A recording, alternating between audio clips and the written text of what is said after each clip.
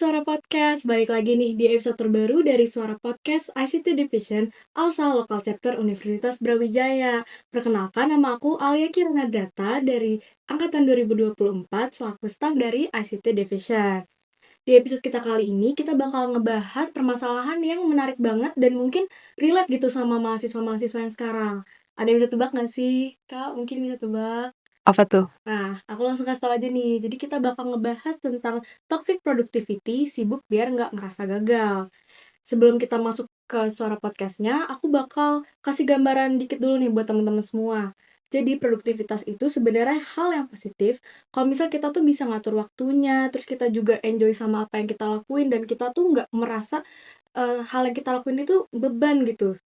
Nah, contohnya nih, kayak kita tuh selalu ngerasa bersalah kalau misal kita tuh istirahat, karena kita takutnya kita tuh dianggapnya malas. Nah, itu tuh udah masuk ke toxic productivity. Oke, langsung aja kita kenalan sama dua narasumber keren kita nih. Yang pertama ada Kak Putu Adela Claudia selaku penerima beasiswa Bakti BCA yang juga lagi menjabat sebagai Menteri PSDM di BEM RDM FKUB. Dan selanjutnya ada Kak Rachel Limida selaku ketua dari organisasi penerima beasiswa Tanoto Foundation. Oke, aku mau nyapa dulu nih Kak Rachel sama Kak Adel. Kabarnya gimana nih Kak? Baik sih. Oke. Dari aku juga baik banget. Thank you. Gimana nih? Akhir-akhir ini kesibukannya apa sih Kak? Oke, kalau aku sendiri kesibukannya akhir-akhir ini lagi skripsian, terus sembari S2 juga karena fast track. Keren banget Kak. Terus sekarang ya tadi yang kamu sebutin, aku sekarang jadi ketua di beasiswa aku di UB Keren gitu. banget sih Kak. Keren banget. Kalau Kak Adel sendiri kegiatan akhir-akhir ini apa sih Kak?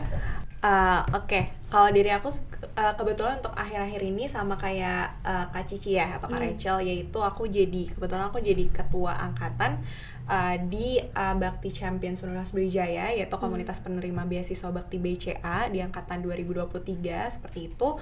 Dan selanjutnya aku juga sedang aktif mengikuti organisasi di BEM sebagai Direktur Jenderal di Kementerian PSDM, dan juga aku ikut share sebagai legal associate seperti itu. Oke, keren banget nih Kak Rachel sama Kak Adel. Nah, jadi di episode kita kali ini kita tuh bakal ngebahas kayak pengertian dari toxic productivity itu apa. Habis itu aku juga bakal nanya perbedaan produktivitas yang positif sama produktivitas yang malah jadi toxic productivity. Terus aku juga bakal ngebahas tentang gimana sih Kak tips and trick cara keluar dari toxic productivity itu sendiri. Aku mau nanya nih Kak, udah siap belum nih untuk mulainya? Takut, tapi udah lah siap. Kalau udah siap, aku langsung mulai nih ke pertanyaan pertama. Oke, Oleh. boleh banget. Oke. Untuk pertanyaan pertama, aku mau nanya dulu nih ke Kak Rachel. Tadi Kak Rachel itu udah nyebutin kalau kakak tuh ketua penerima beasiswa Tanoto Foundation ya? Iya. Oke, berarti kan kakak nih interaksinya banyak banget nih sama orang-orang. Karena kan kakak ketuanya juga kan? Iya. Aku mau nanya kalau dari pandangan kakak, toxic productivity itu apa sih Kak? Kalau Kalau misalnya menurut aku nih, toxic productivity itu pada saat kalau misalnya kita mengerjakan sesuatu tuh terus-terusan lama-lama kan jadinya tuh kayak udah mentok, udah burn out gitu. Atau yang kalau misalnya aku bisa katakan pada saat kita ngasih effort banyak, impact yang kita dapetin malah sedikit gitu. Kalau bahkan kita mendapatkan impact yang nggak ada gitu, kalau kita udah masih banyak impactnya gitu. Itu sih menurut aku dari toxic productivity. Kita udah ngelakuin banyak tapi kita nggak dapet apa-apa gitu. Iya, gitu. Kalau buat Kak Adel sendiri, aku nanya pertanyaan yang sama nih. Kalau kakak sendiri tuh juga kan tadi katanya penerima beasiswa dari Bakti BCA nih Kak. Itu kakak ketuanya juga atau Iya. apa? Kebetulan iya jadi ketuanya. Berarti kakak juga sama dong, kayak ngobrolnya tuh sama banyak orang, kayak jadi ngelit kayak gitu-gitu kan? Iya, Nah, kebetulan aku mau seperti nanya itu. kalau menurut pandangan kakak toxic productivity itu apa sih Kak? Oke. Jadi ini menarik ya terkait toxic productivity ini. Jadi kalau menurut aku toxic productivity ini bisa subjektif. Jadi bagi orang yang satunya bisa jadi kalau ikut dua organisasi itu bisa dibilang toxic productivity, tapi bagi orang yang lain mungkin menganggap itu nggak terlalu sibuk dan lain sebagainya. Jadi itu bisa subjektif bagi banyak orang, itu tergantung orangnya masing-masing.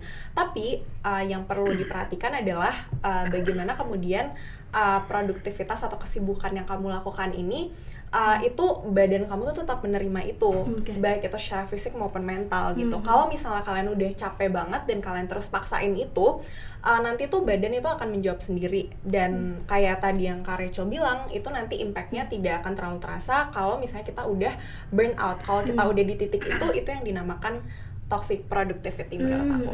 Paham sih Kak. Tapi aku mau nanya juga, Kakak pernah ngerasain hal yang tadi Kakak omongin itu nggak sih, yang kayak burn out gitu, kayak dirinya tuh nggak menerima itu? Kalau Kak Adel tuh pernah nggak Kakak ngalamin kayak gitu?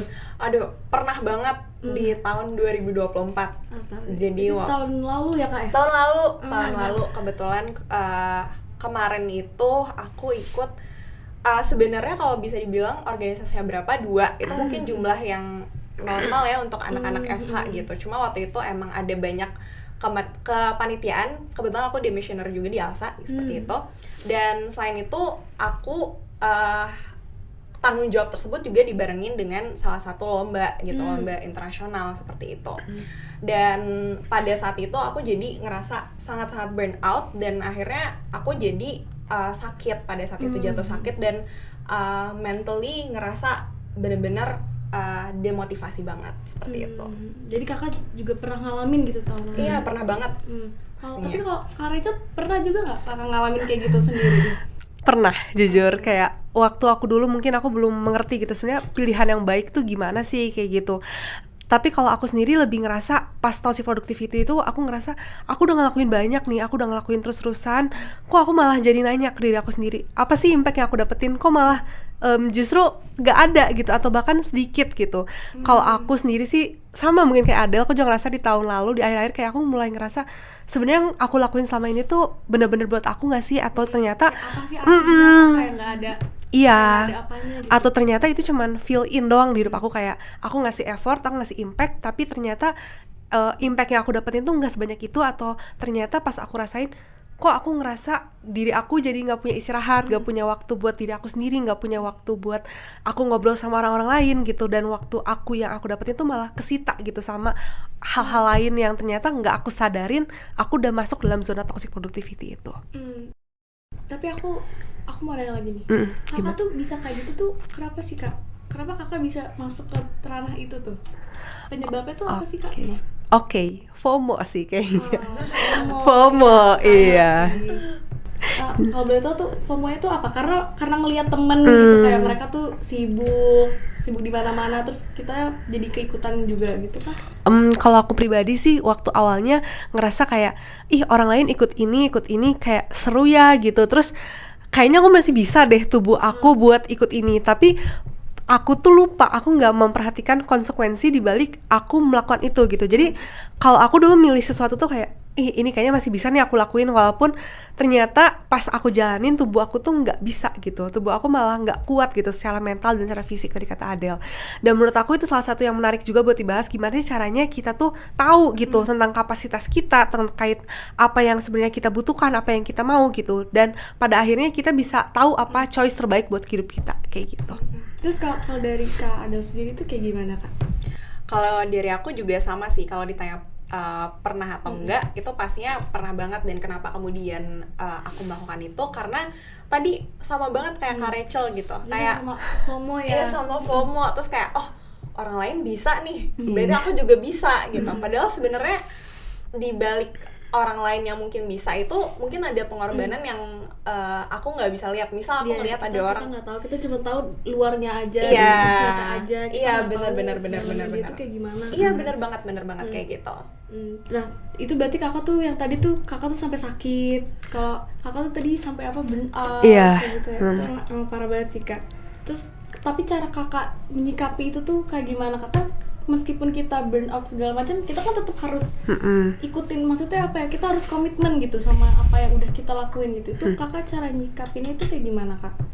Aku dulu nih. Oke, kalau dari aku awalnya kan pasti kita udah sama-sama komitmen nih terkait apa yang kita punya itu mau kita lakuin pasti harus sampai akhir gitu. Tapi pada saat kita udah sampai akhir atau udah menuju akhir, tentunya kita pasti punya pilihan apakah kita bakal melanjutkan ini atau enggak gitu. Nah, abis itu baru aku biasanya memilih gitu terkait apakah ini sebenarnya worth it untuk aku jalanin lagi atau ternyata aku lebih baik stop. Nah, tapi kalau misalnya di tengah-tengah nih kayak burn out gitu tengah-tengah, ada saatnya mungkin kita narik lagi diri kita mundur terkait apa sih yang kita mau dari suatu hal yang kita kerjakan ini. Kalau ternyata hal yang tersebut kita udah mau, kita udah dapetin, ya udah. Jadi gitu. Kalau menurut aku apa yang aku cari di awal itu yang aku penuhin. Kalau misalnya ternyata udah burn out di aku nggak berusaha untuk mencari lebih dari situ. gitu. Oke. Aku paham sih Kak. Mm-mm. Dan kalau dari Kak Adel sendiri kayak gimana nih Kak? Cara nyikapinnya tadi itu sih. Oke, kalau misalnya aku burn out, kebetulan di tahun kemarin itu aku jadi staff kan ya, dan kemarin itu kebetulan Menkoars aku atau BPH aku dan lain sebagainya itu mereka memang selalu terbuka kalau misalnya ada staffnya yang mengalami burnout seperti itu. Jadi mereka emang udah kasih tahu di awal kayak gitu ya Alia. Jadi waktu aku burnout, aku memang berkomunikasi dengan mereka kalau misalnya burnout itu gimana dan pada saat itu mereka sangat terbuka sih dan sangat komunikatif gitu, berusaha untuk relate sama aku seperti apa. Itu kalau urusan organisasi. Sedangkan kalau misalnya untuk lomba, biasanya kalau misalnya di tengah jalan itu demot lomba, aku juga bakal ngelakuin hal yang sama. Aku bakal komunikasi sama teammate aku dan bilang kalau misalnya aku lagi rada burnout karena sibuk dan lain sebagainya. Nanti tapi tetap kalau lomba biasa aku bakal tetap chef untuk tetap ngerjain tanggung jawab aku gitu. Ya cuma eventually bakal ketemu juga sih, saling paham gitu. Jadi sebenarnya intinya kita juga harus punya tempat cerita nggak sih? Biar nggak ngerasa burnout tuh kayak sendiri dipendam. Iya benar banget Biar Alia. nggak stres juga. Iya kayak gitu. Paham sih Kak maksudnya gimana. Nah aku juga mau cerita nih, kayak ICT itu minggu lalu kita tuh satu staff itu barusan ngadain kita tuh muter FH, muter FH terus kita kasih tahu kalau bakalan ada suara podcast yang ngebahas tentang toxic productivity.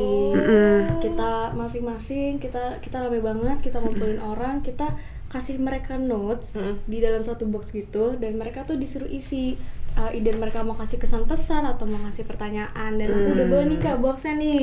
Oh iya? Oh ini aku lihat nih kotaknya waktu itu sempat diupload di Twitter gitu, terus aku lewat di Nah, aku mau ngambil beberapa pertanyaan aja untuk aku bacain nanti atau kakak juga kalau mau bacain terus nanti kita bakal jawab. Boleh. Aku ambil dulu ya Kak. Iya. Oke, aku taruh sini. Oke, ambil nih. Oke. Agak deg-degan ya? dengan Nanti kita bisa baca bareng-bareng juga. Oke. Oke. Nih. Banyak mahasiswa yang bingung tentang istirahat dan malas. Gimana cara numbuhin mindset bahwa istirahat juga bagian dari produktivitas?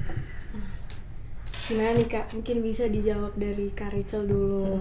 Oke. Layaknya tubuh itu kan pasti butuh mental dan butuh fisik ya. Jadi kayak sama aja kayak kamu butuh minum tiap hari, mental kamu juga butuh minum tiap hari. Jadi gak bisa kita pungkiri ada saatnya kamu butuh take a break gitu. Tadi soal ini ya, coba aku baca lagi dikit. Bisa dibaca juga. Oke. Jadi bingung gitu, istirahat mana sama malas mana gitu. Ketahuilah satu hal, tapi gak ada yang salah dalam waktu istirahat. Jadi aku selalu nerapin sekarang, aku selalu berusaha untuk kurangin waktu begadang aku, jadi maksimal tidur jam 12 karena besoknya kan kuliah pagi tuh. Otomatis tubuh kita juga butuh istirahat gitu. Nah, kalau aku sekarang metain suatu kegiatan aku, suatu kesibukan aku tuh berdasarkan semacam diagram gitu. Jadi aku ngelihat dari effort dan impact-nya gitu. Misalnya kalau kalian perkuliahan, itu kan big effort, big impact. Itu jadi suatu big project. Nah, kalau misalnya kalian refreshing gitu, kalau misalnya aku kan misalnya suka ngerajut, itu kan effort yang aku keluarin sedikit, impact yang aku keluarin juga sedikit gitu, karena buat kesenangan aku doang gitu. Itu masuknya ke fill in. Tapi ada di mana effort yang aku keluarin banyak, tapi impact yang aku keluarin sedikit. Nah, aku itu masuknya ke time waster. Berarti aku ngelakuin ini ternyata impact yang aku keluarin banyak banget, tapi hasil yang aku dapetin justru sedikit. Nah, kalau misalnya dari effort yang kita keluarin sedikit, tapi impact yang kita keluarin banyak, itu jadi quick win. Karena yang aku dapetin ternyata tanpa effort, tanpa aku ngerjain, ini bisa loh kelaksanain. Misalnya dari sekedar istirahat atau sekedar mandi, itu kan sebenarnya effortnya kan keluarin sedikit, tapi impact yang kalian gede gitu. Jadi itu yang aku rasain. Jadi tetap butuh istirahat, tetap butuh mandi, tetap butuh refreshing gitu. Karena kalau misalnya kalian ngerjain sesuatu berlangsung dalam jangka waktu yang lama, dan aku percaya sih tubuh manusia itu punya limit gitu. Jadi kalau percuma kalian bilang kayak fokus bisa nyampe 3 jam, 4 jam, enggak sih kalau aku. Jadi aku berusaha untuk istirahatin tubuh aku dulu sampai tubuh aku optimal buat aku lanjut lagi gitu. Itu kalau dari aku. Yang penting istirahatnya jangan kebablasan. Iya, jangan kebablasan juga. Jangan kebablasan juga ya. Jangan juga ini. Banyak orang yang sibuk terus dia bilang ya udah aku hari Sabtu aku mau tidur siang, aku mau malas-malasan seharian. Nah itu juga jangan, karena tubuh kita tuh ya pada semestinya tuh ya ada waktu istirahat, ada waktu kita produktivitas. Jangan kita produktivitas di satu hari dan malah ngosongin satu hari buat pure malas-malasan gitu. Jadi pas malas-malasan itu kita jadi bingung buat nge-startnya lagi gimana, karena udah karena udah terbiasa istirahat. udah leha-leha Iya, kayak iya. gitu. Kadang aku kayak gitu sih Kak. Kalau dari Kak Rachel sendiri kayak gimana Kak? Adele ya. Oh, sorry. Oke, kalau dari aku sih sebenarnya gimana caranya nanemin mindset bahwasanya istirahat itu bagian dari produktivitas adalah ini mungkin personal experience, di mana aku itu beberapa kali ngerasa ya udah deh tidurnya tuh besok aja atau kayak 2 hari lagi karena terlalu banyak gitu kerjaan. Nah jadi misal beli kopi aja nih gitu, emang bener kalau misalnya kita beli kopi itu jadi ngantuknya tuh hilang, tapi ada ada kemampuan berpikir tuh yang kayaknya hilang kalau misalnya kita nggak tidur berhari-hari gitu, Karena atau kita maksain berjam-jam. diri kita sendiri. Iya benar kayak gitu. Jadi ujung-ujungnya tuh sama aja gitu, malah kayak ada spending untuk beli kopi tapi ujung-ujungnya nggak terlalu efektif juga karena otak kita nggak bekerja dengan baik kayak gitu. Jadi my key takeaway atau kesimpulannya seperti apa adalah ya udah sebenarnya tidur itu tuh nggak salah buat kita, atau istirahat tuh nggak salah buat kita. Toh juga nanti kita bangun kita bakal ngerjain itu anyway gitu. Karena kadang tuh banyak orang sebenarnya mereka ada waktu untuk tidur tapi mereka di saat istirahat itu mungkin mereka malah main HP atau hangout sama teman. Kalau misalnya memang lagi banyak kerjaan, prioritasin tidur dulu, baru scrolling Twitter, scrolling TikTok dan lain sebagainya kayak gitu. Jadi mainnya ntar dulu gitu, istirahat dulu kalau udah habis banyak kegiatan tuh Iya, istirahat dulu. benar. Nongkrong, gitu. Iya, benar. Oke, aku mau lanjut next aja nih Kak. Boleh. Kata selanjutnya nih. Ini Banyak mau banget kakak ya? Ini mau kakak yang ngambil atau aku yang ngambil nih? Mau Kak? dong, aku mau Ayo ambil juga. Adele. Nah, Oke. coba kakak yang ngambil. Lucu banget loh kotaknya. Ini bikin sendiri kan kotaknya? Iya, yang kotak Yang ngisi anak Eva ya? Iya. Taruh bawah lagi ya. Ini aku baca nih. Baca aja Kak. Oke. Kita bisa madu ke kamera situ. Oke. Oke. Jadi pertanyaannya, apakah faktor kuliah yang padat bisa mempengaruhi toxic productivity? Wah, menarik nih ya pertanyaannya. Mau siapa dulu nih yang jawab? Kamu dulu aja Del. Oke. Apakah faktor kuliah ini bisa mempengaruhi toxic productivity? Tentunya jawabannya bisa banget ya, karena kalau misalnya aku lihat intensitas kesibukan antara di semester 1 sama di semester 5 tentunya ini sangat-sangat berbeda gitu. Dan terkadang kewajiban kuliah itu pasti akan bergeseran juga kalau misalnya kita ikut organisasi atau lomba kayak gitu. Tapi kalau dari aku sih sebenarnya mindsetnya itu ataupun prinsip aku adalah tetap mengutamakan akademik gitu, karena pernah sebenarnya ada di semester 2 itu aku mikir kayak kayaknya nggak apa-apa deh kita organisasi dulu aja, karena di semester 1-nya aku ngerasa IP aku pada saat itu bagus-bagus aja, jadi aku ngerasa ya udah pasti semester 2 bakal bagus-bagus aja juga gitu. Jadi tapi ternyata enggak gitu, ternyata enggak di IP aku di semester 2 itu jadi anjlok. Nah sejak saat itu aku mulai ambil kesimpulan dan ya udah deh kita prioritasan akademik, kemudian untuk organisasi itu kita nomor 2 kan, tapi tetap usahakan untuk berjalan beriringan. Nah balik lagi ke pertanyaannya, apakah bisa mempengaruhi toxic productivity? Jawabannya tentu aja bisa kayak gitu. Tapi intinya kita tuh harus bisa nyimbanginnya nggak sih Kak, antara organisasi sama akademik? Iya bener banget dong, bener banget. Bener, karena prioritasnya tetap ya di akademik. iya Kalau kan dari aku seperti itu. aku juga sama sih, karena banyak anak Eva yang ditanya berapa organisasinya, 5, 6 apalagi semester 1 ya, semester 1 FOMO. nggak sih? Iya, FOMO banget. padahal balik lagi sih kan tujuan kita kesini ya kuliah gitu. Itu sih menurut aku jangan sampai kuliah ini ditinggalin karena kalian merasa pas toxic productivity itu ini gara-gara kuliah nih, gara-gara dikasih tugas banyak, padahal padahal sebenarnya tugas-tugas kita itu ya sebenarnya T1, T2, TS, UAS tetap ada gitu. Yang jadi pertanyaan adalah kesibukan kita nambah dari mana nih? Ternyata mungkin dari organisasi atau mungkin lomba atau misalnya kesibukan lainnya yang mungkin tanpa kita sadarin itu malah menghantui kita kayak gitu. Yang penting kita bisa balik lagi bisa manajemen waktunya. Ya, Dari bener. diri kita aja juga bisa tahu prioritasnya yang mana. Bener. Biar kita nggak jadi kayak numpuk-numpuk gitu, malah Iya. jadi akademiknya yang chaos. Benar. Aku mau lanjut lagi mungkin dari Kak Rachel yang mengambil. Boleh. Tadi Kak Adil yang ngambil nih. Boleh. Mungkin Kak Rachel bisa ngambil.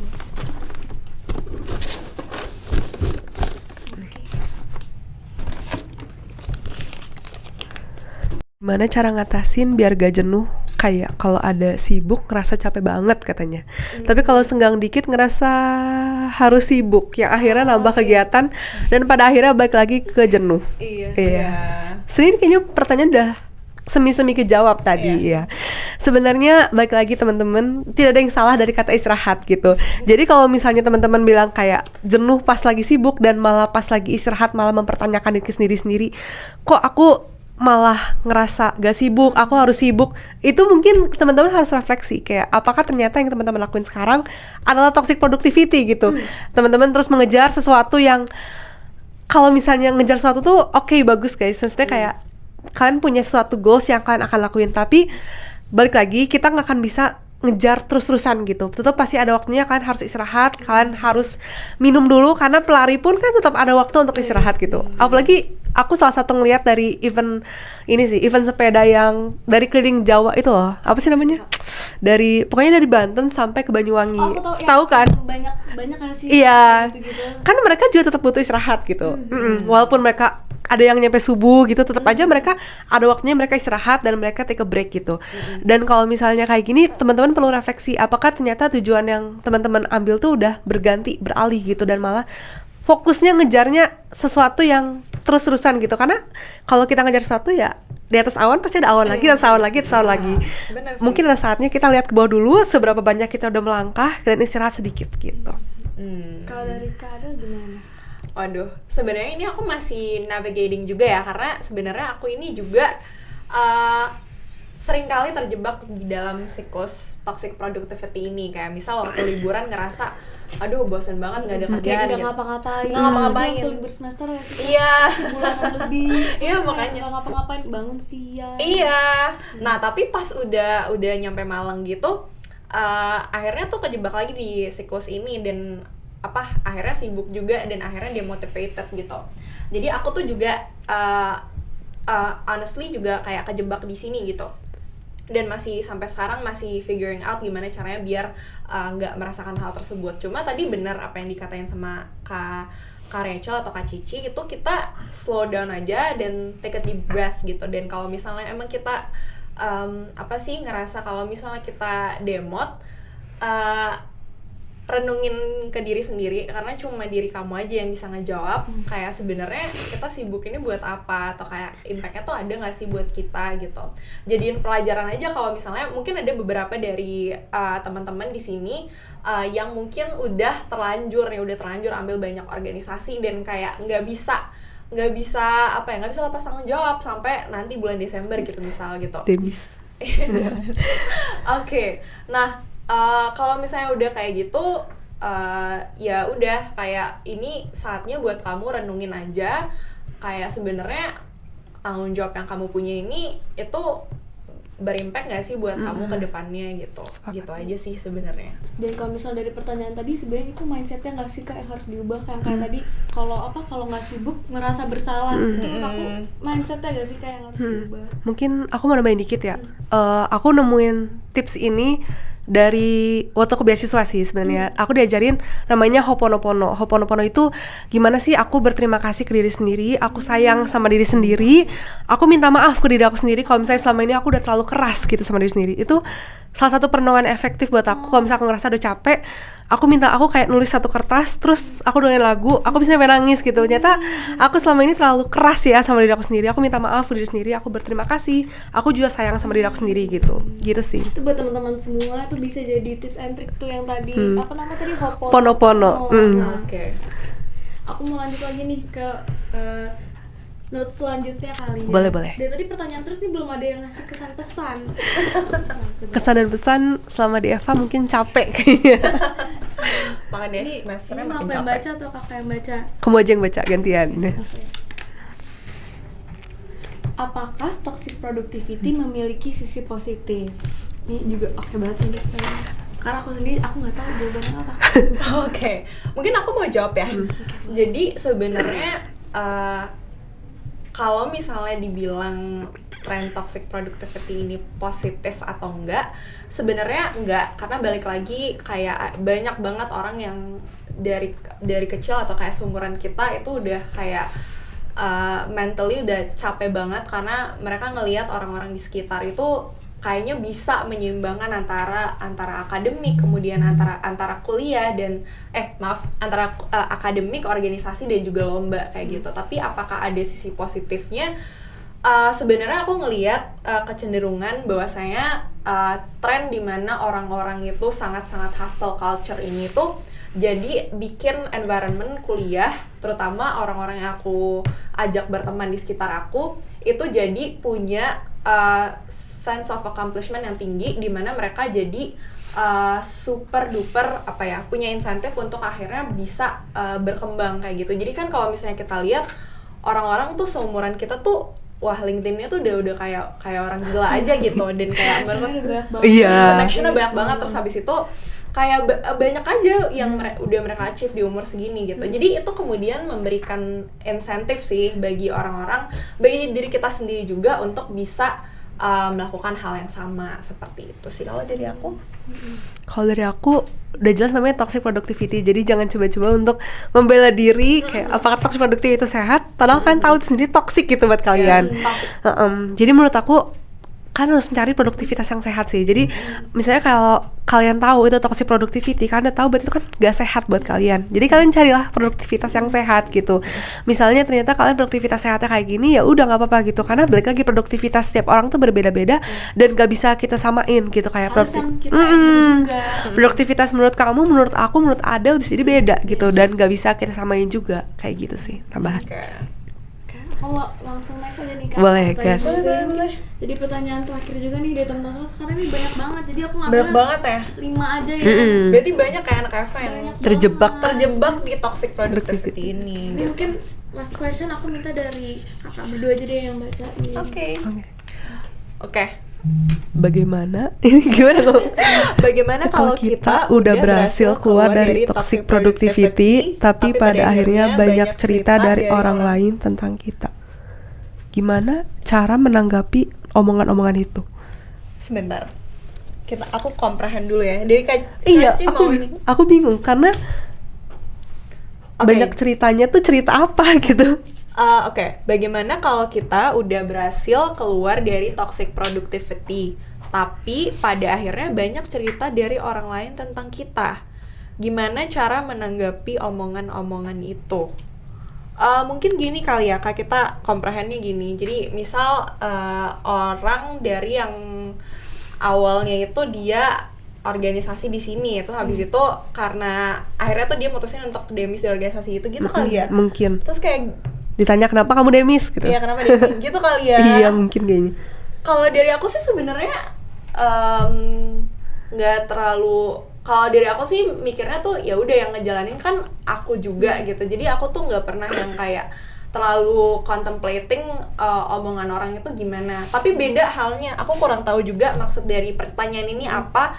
Thank you, tapi kalau misalnya memang yang dimaksud itu seperti ini, mungkin ada 2 skenario ya. Jadi kalau misalnya yang pertama adalah omongan kenapa sih kamu demis dan lain sebagainya, itu aku nggak akan terlalu ambil serius dan nggak akan terlalu aku masukin ke dalam hati, karena ya bisa jadi orangnya cuma bercanda doang dan sebagainya. Tapi mungkin yang lainnya adalah misal kalau ada omongan karena kamu keluar dari toxic productivity karena kamu ngilang di organisasi, ya itu beda lagi menurut aku.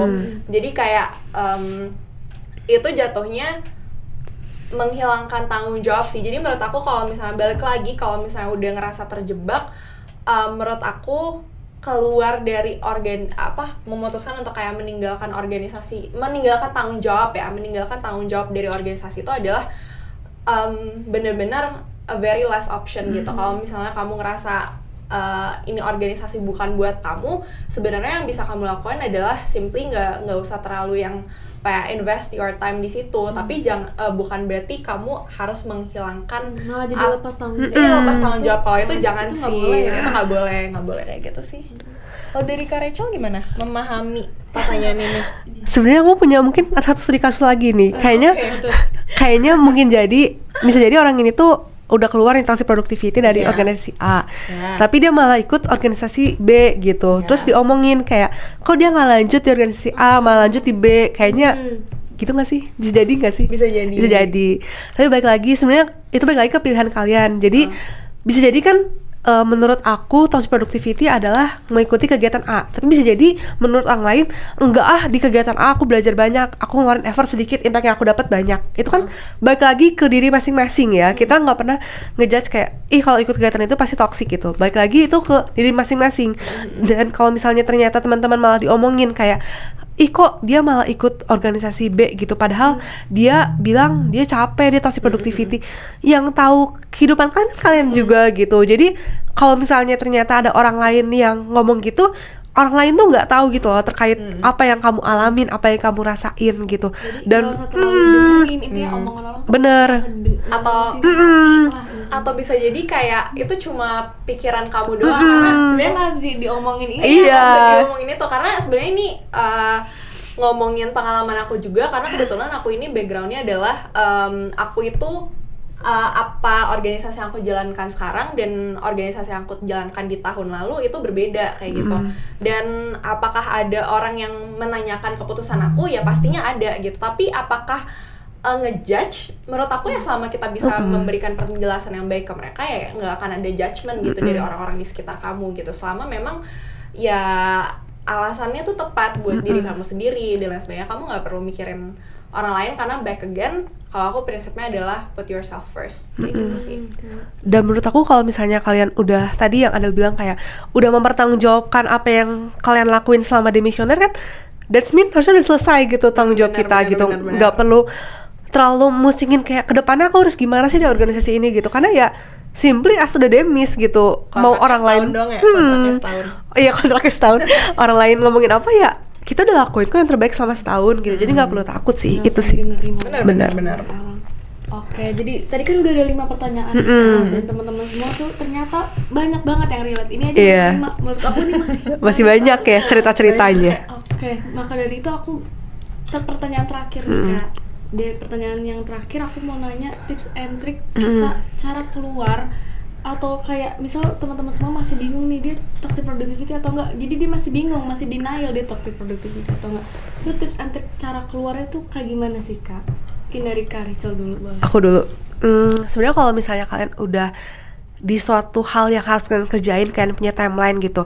Kegiatan A harus selesai di bulan Desember. Itu kan gak bisa kalian mundur juga kan. Nah, pertama kalian harus refleksi dulu gitu. Apakah ternyata ini yang bilang toxic productivity atau diri aku lagi berusaha untuk mencari jati diri gitu. Karena bilang jati diri gitu. Nah, pas kalian tahu itu ternyata masuk ke toxic productivity, gak ada salahnya buat istirahat dulu.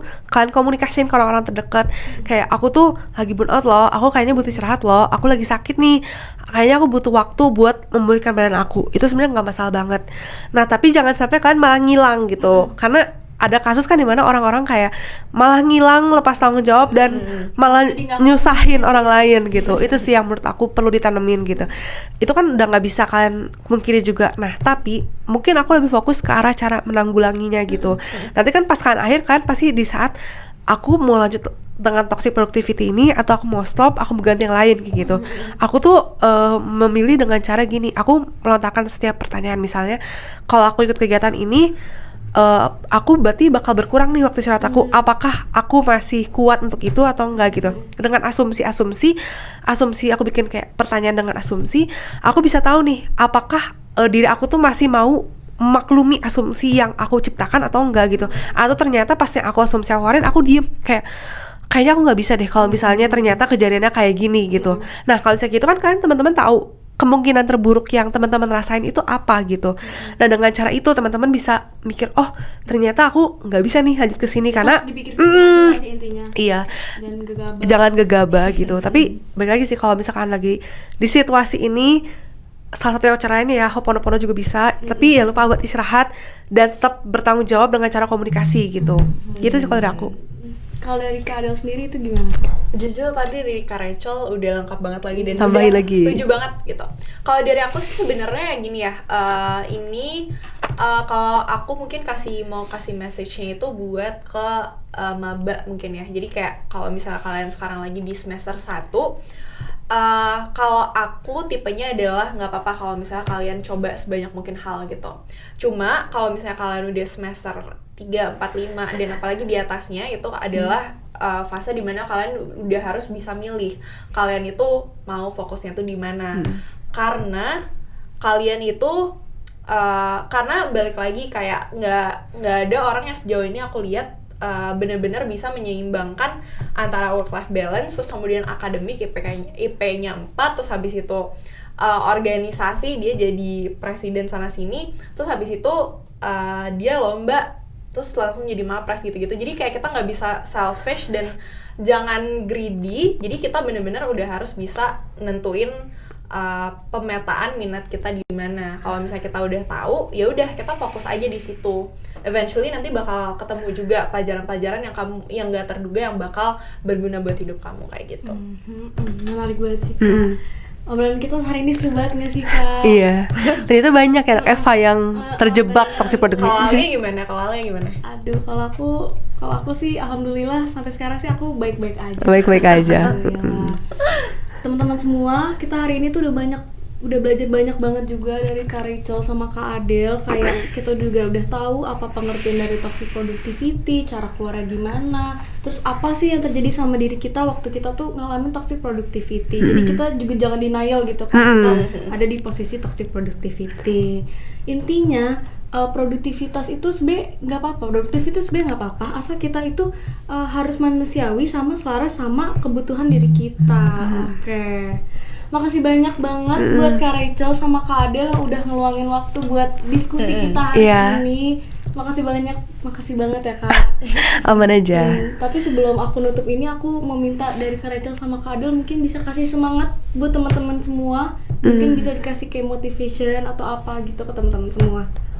Adel dulu. Oke, kalau sebelumnya sekali lagi thank you banget ya Alia dan Alsalsi UB for inviting us. Kalau dari aku mungkin dan teman-teman semua juga yang di sini udah nonton podcastnya dari awal sampai akhir gitu. Dan mungkin yang teman-teman yang nonton dari awal sampai akhir ini adalah teman-teman yang terjebak gitu di siklus toxic productivity ini. Nggak apa-apa, we got you here gitu. Aku juga pernah berada di siklus tersebut. Pesan aku sebenarnya lebih ke menurut aku komunikasi itu jadi satu hal yang penting gitu, karena pada saat itu kenapa kemudian hidup bisa sedikit lebih ringan ketika aku mengalami siklus ini adalah aku ngobrol gitu sama mentors, kemudian sama cutting yang atasan aku lah pada saat itu, badan pengurus hariannya gitu. Jadi ketika aku udah berbagi keresahan tersebut dan berbagi perasaan aku atau perasaan kita, itu beban itu akan jadi jauh lebih ringan secara mental. Walaupun itu nggak menghapus pekerjaan kamu juga ya, kayak pekerjaan tetap ada numpuk gitu, tapi nggak apa-apa, nanti itu pasti bakal ada jalannya gitu. Dan nanti ke depannya setelah bulan Desember nanti kamu sudah bisa menentukan gitu apakah kamu ingin berada di siklus yang sama atau tidak gitu.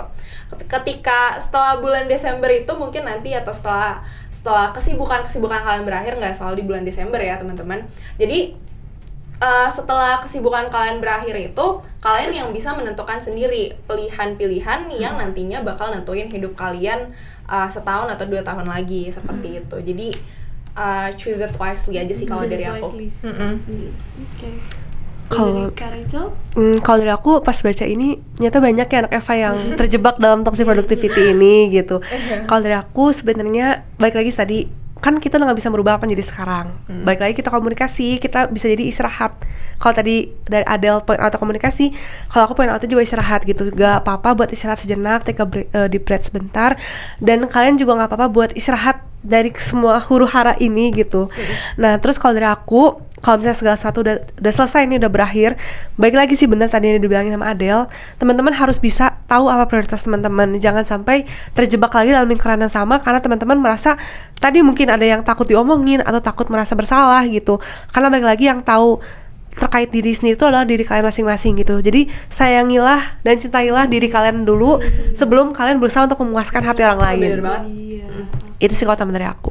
Oke, semoga obrolan kita ini bisa jadi refleksi buat Bener teman-teman banget. semua, bisa jadi masukan dan jadi pelajaran juga buat teman-teman semua yang mungkin lagi ngalamin atau yang kayak lagi masih denial di Iya. Bener banget, amin. Oke, jangan lupa untuk terus dengerin Suara Podcast di episode-episode selanjutnya. Saya Ale Kirana Drata, pamit undur diri.